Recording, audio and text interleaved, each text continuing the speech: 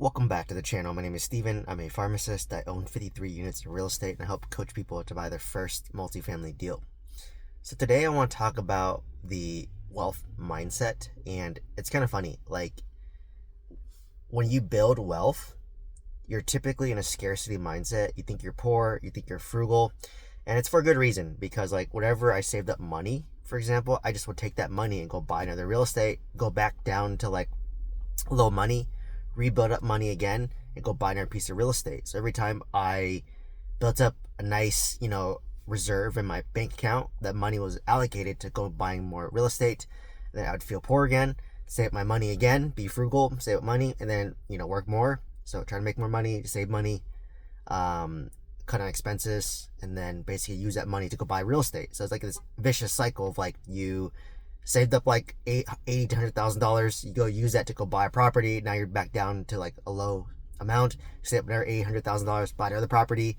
Save up another 80 to 100, buy another property. So I've been doing that for like the past like 8 years, and so you're constantly like depleting your savings because you're buying real estate. And to take it to the next level, like once your properties that you bought initially have built up equity, you could do a cash out refinance, pull out the equity that you've built, right? Because I bought in California, obviously during 2017, and then all the home prices skyrocketed. So because I had a high income W-2, because I had a good credit score, because I had a good debt to income ratio, I was able to pull out a lot of equity. So I'm leveraging further.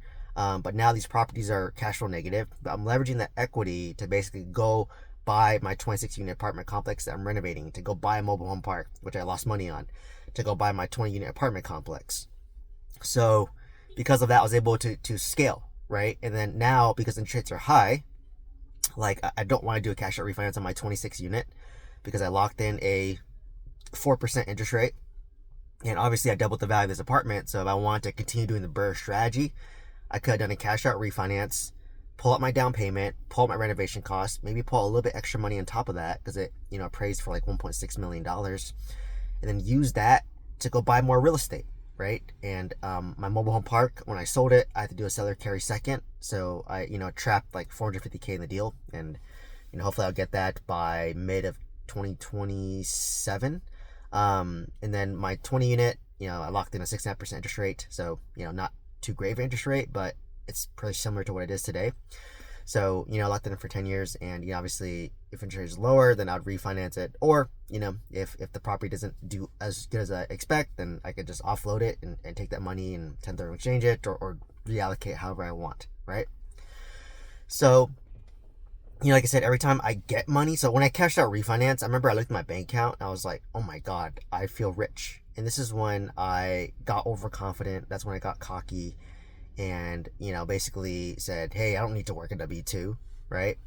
And because the W-2 was maybe more challenging, but what ended up happening was that, well, yes, I had a lot of money in my account, but the money was allocated towards renovations for my 26 unit. $300,000 was renovating the 26 unit. $400,000 was spent renovating the mobile home park. $150,000 was spent renovating the 20 unit. So like, even though it was there, it was realistically just allocated there. And then once I saw the money dwindle, it slapped me in the face, back to reality. And I was like, wow, I actually appreciate my W-2 job more now because it's giving me consistent, stable income that I could use to live off today, right? So like I said, had like a lot of money in my bank account after the cash out refinance, but spent it all on real estate once again. So this is weird constant cycle of like, you have money, you feel rich, you put it as a down payment or fix up a property, you feel poor, and you rinse and repeat that process. But what starts to mess with you is that at one point I had 90 units of real estate, right? And I felt so broke. And you would think somebody who owns 90 units of real estate would feel rich. And I felt very broke because, I had a mobile home park that was losing money. I was putting money into renovating my 26 unit, my 20 unit. So they weren't like cash flowing yet. And then I had single family homes that kind of like broke even, right? So I was like, oh my God, all the money I'm working at my W-2, it's just used to cover the negative cash flow of the property, of this mobile home park. So once I sold my mobile home park, it freed me of losing 10K a month, but a lot of my money that I invested into it is trapped there as a note in second position. So yes, I'm getting paid on a monthly basis on it, but if I were to pick, I'd rather have a lump sum. I'd rather have my 450K lump sum instead of getting like $2,300 a month, because it gives me more options and more flexibility, right? So like, to build wealth, you have to like be frugal, increase your income, have a high savings rate. And then as you're scaling your portfolio, you have to be frugal, and then you feel broke once again because your money is just constantly used to buy real estate. But then once you hit that point, and this takes like at least 10 years to get to this point where like, okay, your real estate's stabilized. So my portfolio stabilized, right? My 26 unit renovated, 90% full. My 20 unit renovated, 90% full. My single family homes all occupied. I have systems in place now. I've optimized my expenses, so I recently have been lowering the cost of my insurance to save money, to improve cash flow. I've been, making my systems more efficient where, like now I created a Excel sheet so that I can remember, because, once you own too many properties, like what's the gas company, what's the utility company, who's the property manager, who's the tenant, right? So I created like an Excel spreadsheet to keep myself organized. And then now I'm looking to see, okay, which properties do I want to keep or which properties do I want to potentially sell in the future, right?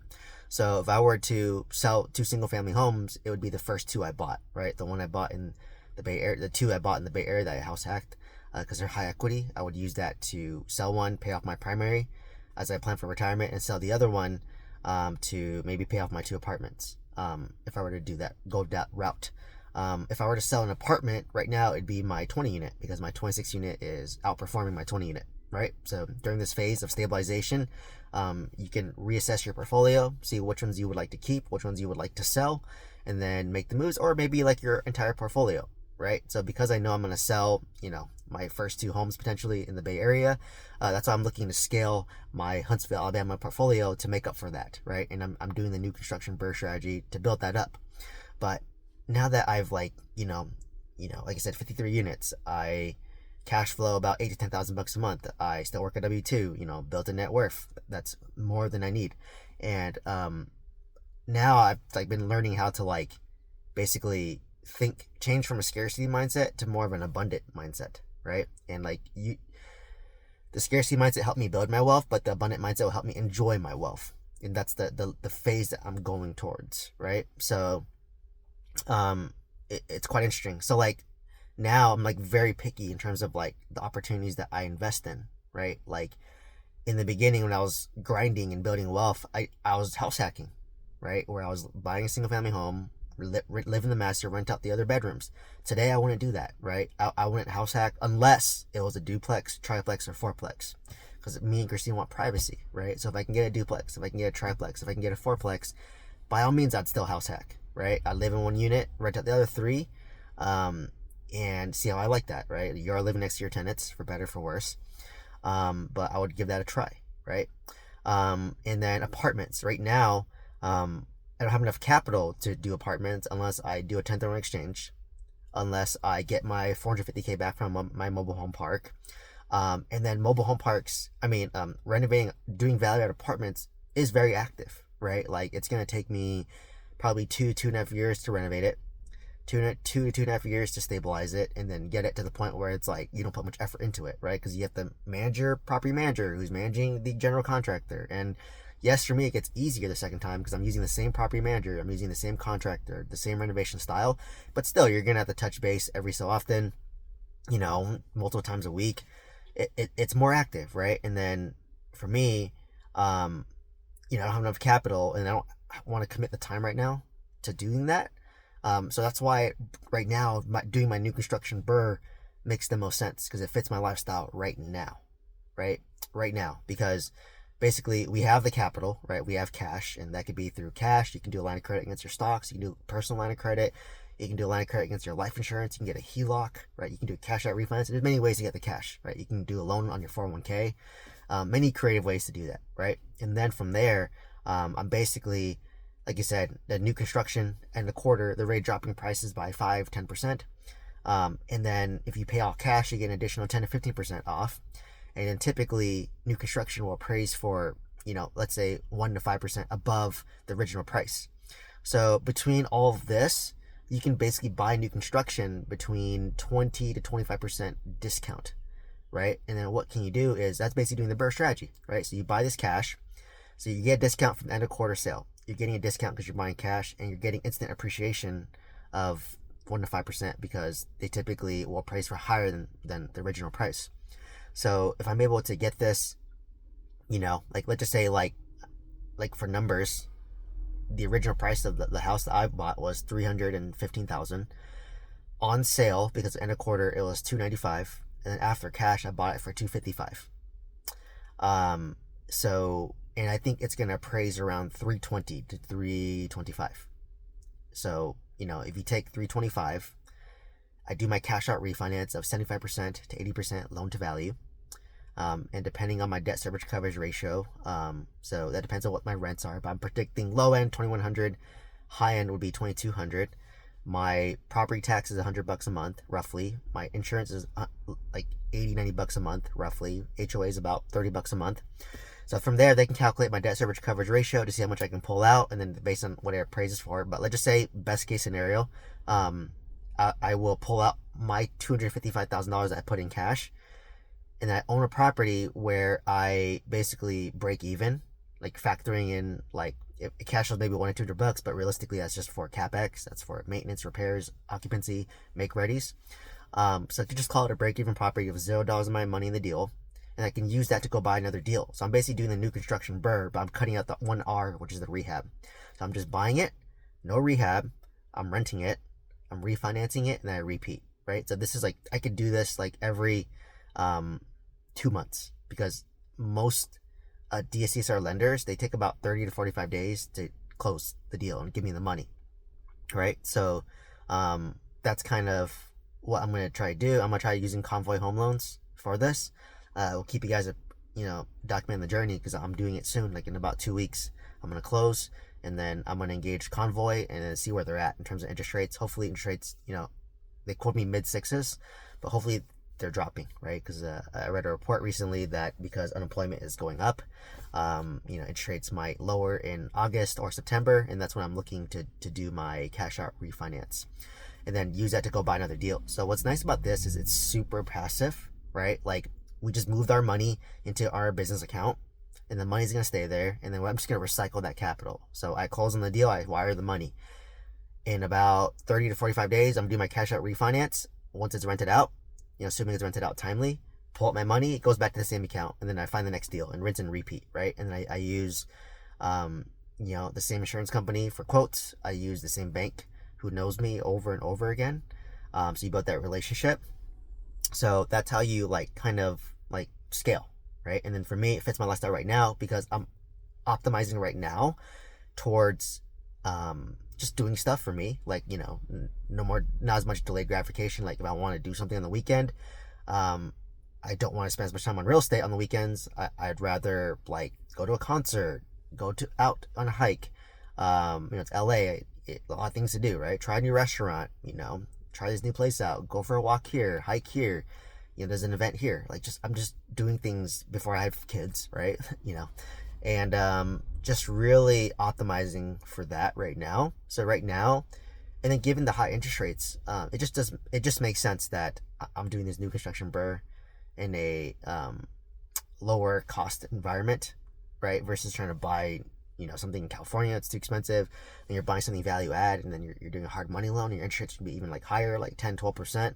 So I'm not in that phase right now. But if I didn't have a W2 job, right, and then maybe I had more capital, then I probably would maybe do a value add apartment complex to try to find, right? Because I do think that there'll be good apartment complex deals in 2026 if we go off market, right? And I just want to find one or two, probably one more good 20 to 40 unit apartment complex that I buy at the right price. I'm able to renovate it. I'm able to raise the rents and manage the expenses. And then at that point, I'm probably good, right? I probably don't need to buy any more apartments. And then maybe start sell some to pay off some, right? So that's kind of the thing that I'm going to. But right now, what makes sense is that new construction BRRRR. So I was talking to Christine about it yesterday. I'm my portfolio has 3 types of properties. My California is high appreciation, no cash flow. Each of my single family homes appreciated by $500,000 plus in California. Huntsville, Alabama is kind of a combination. It's a little bit of appreciation and a little bit of cash flow. And then Oklahoma, which I do my apartment complexes, is not much appreciation, and it's more of a cash flow market. So in Oklahoma, I did a lot of forced appreciation, but natural appreciation, not so much. So my portfolio is really good in terms of California, which is high appreciation, no cash flow, and Oklahoma, which is high cash flow, no appreciation.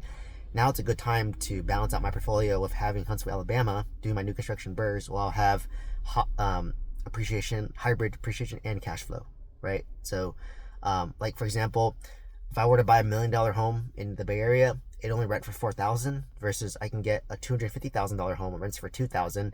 So if I buy two of those for $500 total, that rents for $4,000. That's half the cost of California, but I'm not getting much appreciation. So doing this new construction burr, I'm trying to recycle my capital to then own more of these properties that are more hybrid, right? To make up for the fact that I'm going to sell some of my appreciation assets to pay off my primary residence and to maybe pay off my 2 apartments to juice up my cash flow by $10,000 a month when I'm ready to, step away from the W-2, ready to retire, right?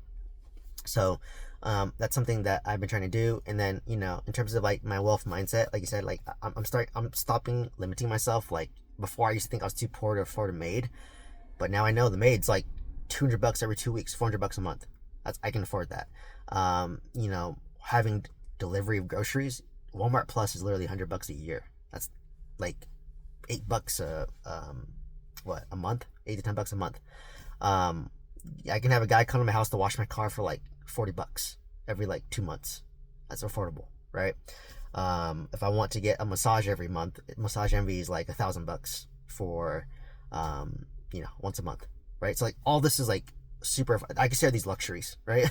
And I can afford it right now, right? And then and then for me, I'm like, well, it's all about the experience now. So I'm just like, oh, like I was telling Christine, I'm like, dude, we need to, like, we live in LA, like we need to like try these nice restaurants in downtown. And I'm like, dude, let's just make an effort once a month. Let's just go to a nice restaurant, right? Go to a really nice restaurant, enjoy a nice dinner, and try it out, right? And then with LA, we're so spoiled. There's so much good food that we don't have to repeat. Just try different restaurants, right? Because there's so many, and there's food that you can get that's cheap, and there's food that's high end.